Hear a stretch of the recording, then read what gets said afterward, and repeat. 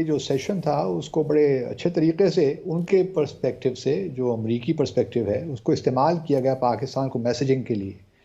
और मैं तो बड़ा हैरान हुआ क्योंकि चाइना के मुतालिक बड़े खुल के बात उन्होंने की। तजदीद की है।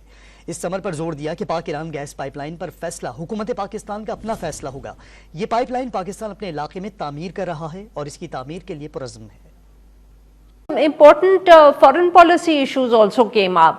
जैसे अमेरिका ने ईरान की जो गैस पाइपलाइन है उस हवाले से जिक्र हुआ, और फिर ईरान के मुतालिक और ख़ास तौर पे अफ़गानिस्तान के मुतालिक तो यहाँ तक भी बताया गया हमें कि पाकिस्तान और अमेरिका एक दूसरे के साथ इन टच हैं। ऐड करें कि पाकिस्तान की क्या होगी foreign policy.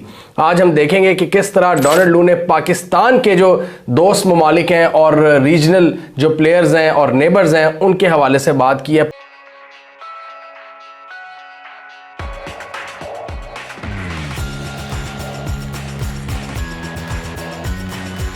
As to how to build pressure on the Taliban government. जी। तो मेरे लिए तो बहुत ही वरिंग बात है, फ्रैंकली स्पीकिंग, क्योंकि एक वक्त वो था जब हम फैसिलिटेट कर रहे थे तालिबान और अमेरिका के दरमियान, और उसके नतीजे में 29 फरवरी 2020 को दो एकॉर्ड्स भी हुए। अब ये वक्त आ गया है कि हम अमेरिका के साथ तालिबान पे प्रेशर बिल्ड करना चाहते हैं। तो मुझे जहाँ तक ये बात है कि हम इससे प्रोटेस्ट करें, वो मेरे ख्याल में जब नेक्स्ट ब्रीफिंग होगी, वीकली ब्रीफिंग, तो एक सवाल के जवाब में हम अपना जो भी हमारी पोजीशन है हम उसको आर्टिकुलेट कर देंगे, जिस तरह भी मुमताज़ साहिबा ने किया है। तो इस तरह ही होता है, कोई हमें इतना इसको इसके गिर्द हाइप भी क्रिएट नहीं करनी चाहिए और इसको उसी अंदाज से लेना चाहिए जिस तरह उन्होंने लिया, हमें भी उस तरह ही उसका जवाब देना चाहिए। कोई फॉर्मल प्रोटेस्ट बनता नहीं है जहाँ तक मेरा ख्याल है। लेकिन BLA हो, BRA हो, BLF हो, जो मुख्तलिफ सेपरेटिस्ट ग्रुप्स हैं जो पाकिस्तान में दहशतगर्दी की कार्रवाइयाँ कर रहे हैं, ये इन आइसोलेशन तो ऑपरेट नहीं कर रहे।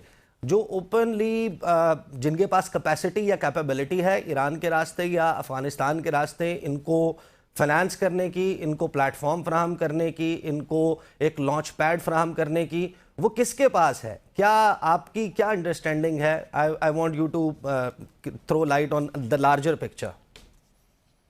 जी देखिए, पहली बात तो ये है कि जियो इकोनॉमिक्स जो है, ये एक नैरेटिव हम बिल्ड करने की कोशिश कर रहे हैं। ये कोई आइसोलेशन में नहीं होता।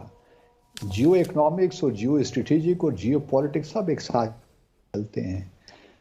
ये कहना कि जी हमें इस वक्त सिर्फ जियो इकोनॉमिक्स पे तवज्जो देनी चाहिए, अच्छी बात है, लेकिन जो दुनिया में इस वक्त मामला चल रहे हैं, जो चाइना US की कन्फ्रंटेशन है, राइवलरी है, जो भारत के साथ हमारे मामलात हैं, आप उनको से पुश नहीं डाल सकते। वो रियलिटी है और उसके साथ हमने डील करना है। इसी मिलियो में रहकर आपने अपने लिए इकोनॉमिक स्पेस बनानी है। पहली बात तो ये। दूसरी बात यह है कि कॉन्स्पिरेसी, चलिए हम ये लफ्ज़ इस्तेमाल नहीं करते, किसी अच्छा नहीं लगता कॉन्स्पिरेसी, हर चीज़ में आप कॉन्स्पिरेसी ढूंढिए, लेकिन ये बात दुरुस्त है कि जब तक आपके अपने अंदर इस्तेहकाम नहीं आएगा, पॉलिटिकल स्टेबिलिटी नहीं होगी, कोई सही इकनॉमिक डायरेक्शन नहीं होगी, उस वक्त तक ऑब्वियसली आपके पास वो स्पेस आपको नहीं मिलती जो आपको मिलनी चाहिए, जो आपका पोटेंशियल है। इसमें कोई दो आरा नहीं हो सकती। लेकिन साथ साथ ये भी ज़रूरी है कि देखना ये चाहिए कि अमेरिका और चाइना की जो राइवलरी है, अमेरिका रशिया की जो कन्फ्रंटेशन है, अमेरिका भारत की जो स्ट्रेटेजिक पार्टनरशिप जिस तरीके से इवॉल्व हो रही है, उसका हमारे ऊपर क्या फॉल आउट है। हमारे लिए सबसे बड़ा चैलेंज इस वक्त यही है कि जहां हम चाइना के साथ अपनी स्ट्रेटेजिक पार्टनरशिप को बढ़ा रहे हैं, वहां हमने अमेरिका के साथ भी रिलेशनशिप को बेहतर करना है। मैं ये मानने को तैयार नहीं हूं कि अमेरिका के साथ हमारा स्ट्रेटेजिक कोई पार्टनरशिप या अलायंस हो सकता है। वो अब माजी पारीना हो चुका है, वो किस्सा पारीना है, उसकी हम बात अब नहीं कर सकते। ये ज़रूर है कि हम अपने डायस्पोरा को एक्टिवेट करें, मोबिलाइज करें, और जो सब्सटेंस हम भरना चाहते हैं इस रिलेशनशिप में वो होना चाहिए। कौन नहीं चाहता कि अमेरिका पाकिस्तान में आकर इन्वेस्टमेंट करे, यहाँ हमारा एक्सपोर्ट्स बढ़े। अमेरिका भी हमारा सेकंड लार्जेस्ट एक्सपोर्टर है, इंपोर्टर है पाकिस्तान से। तो कहना यही है कि आप जो भी मामलात हैं, लेकिन ये भी बात याद रखिए, कल जो सेशन हुआ था सब कमेटी का, उससे ये बात बिल्कुल वाज़ेह होती है कि अमेरिका के क्या लॉन्ग टर्म ऑब्जेक्टिव्स हैं। वो नहीं चाहता कि आप चाइना के साथ स्ट्रेटेजिक ताल्लुकात बढ़ाइए, आप सी पैक को आके लेकर जाइए, इवन यहाँ तक कि आप ईरान के साथ भी कोई ऐसा काम मत कीजिए, ताल्लुकात को मत बढ़ाइए। तो उनकी पॉलिसी तो बिल्कुल वाज़ेह है कि वो पाकिस्तान से क्या तवक्कुआत रखते हैं, और इसके लिए वो IMF को लीवर के तौर पर भी इस्तेमाल करना चाहते हैं। तो उनकी तो पॉलिसी बड़ी क्लियर है। लेकिन मैं समझता हूं कि हमें एक विसरल रिएक्शन के बजाय एक थॉट थ्रू प्रोसेस के साथ आगे बढ़ना चाहिए। हमें इत्मीनान के साथ अपनी स्ट्रेंथ्स, अपनी वीकनेसेस को देखना चाहिए और आगे बढ़ना चाहिए। बहुत से जो सवालात थे वो चीन से जो हमें लोन्स मिले हैं उसके मुतल्लिक भी थे। क्लियरली ये नज़र आ रहा था कि अमेरिका की जो प्रेफरेंसेस हैं, हम कह सकते हैं पाकिस्तान के हवाले से, उनमें चीन और ईरान या उनसे किसी किस्म के भी जो ट्रेड के ताल्लुकात या बिजनेस के ताल्लुकात शायद अमेरिका को will not approve of them. जी देखिए, अमेरिका जिस तरह ग्रेट पावर्स की पॉलिसीज अक्सर होती हैं, दोहरी पॉलिसीज होती हैं। एक होती है डिक्लेरेटरी पॉलिसी, जो आप जो बयान करते हैं, जो पब्लिक के सामने आप अपनी पॉलिसी को बयान करते हैं, और एक होता है दरअसल पॉलिसी जो है, एक्चुअल पॉलिसी है। तो एक्चुअल पॉलिसी ये है कि वो तब आए हुए थे इमरान खान से, क्योंकि इमरान खान वो मौसम किया था एक दिन, वो यूक्रेन की इन्वेजन से एक दिन पहले, और उन्होंने कहा भी कि कंडेम बिल्कुल नहीं करेंगे, हमारा एक आज़ाद फॉरेन पॉलिसी वगैरह वगैरह वगैरह। और उसके बाद जो उस वक्त के सरबराह थे फौज के बाजवा साहब, उन्होंने बरक्स स्टेटमेंट दिया कि नहीं, वो यूक्रेन के हक में दिया। तो बहुत फिर वाज़ेह हो गया था कि उनको सिग्नल की जरूरत थी। तो सिग्नल तो उनको मिल गया। फिर डोनाल्ड लू के जरिए उन्होंने हमारे जो सफीर को बुलाया और उन्होंने ये बात कही। हाँ, तो वो बिल्कुल वाज़ेह है।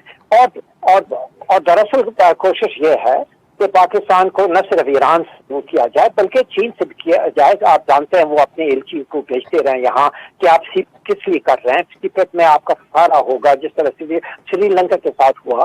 तो उन्होंने शर्त तो नहीं बनाया, लेकिन IMF के जरिए अभी वो प्रेशर डाल रहे हैं पाकिस्तान पे कि ये पैसे जो है सीपेक के जो लोन्स है उसको अदा करने के लिए इस्तेमाल नहीं होना चाहिए, क्योंकि IMF जो है वो दरअसल दर हकीकत एक सबॉर्डिनेट डिपार्टमेंट है US ट्रेजरी का। सही सर। तो वो डायरेक्टर्स आते हैं, उसी के मुताबिक वो जाते हैं। तो अभी वो प्रेशर आ रहा है सीपेक पे भी, और वो ईरान के साथ तो खैर काफी देर से।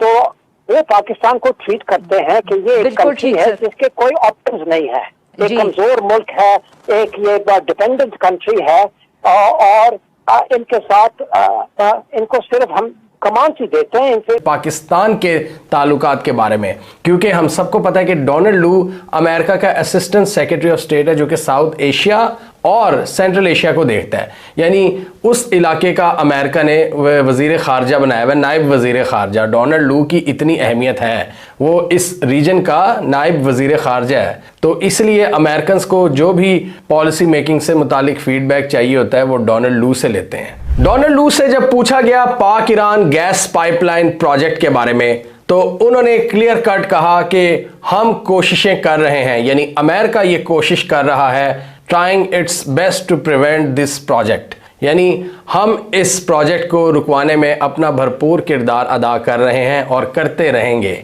जी हाँ, ये अमेरिका का ख्याल है पाकिस्तान और ईरान गैस पाइपलाइन प्रोजेक्ट के बारे में। पाक ईरान गैस पाइपलाइन प्रोजेक्ट एक बार फिर मंजरे आम पर आ चुका है, क्योंकि पाकिस्तान की सेनेट की एक कमेटी ने अप्रूवल दे दी है इसकी कंस्ट्रक्शन की, और पाकिस्तान प्लान कर रहा है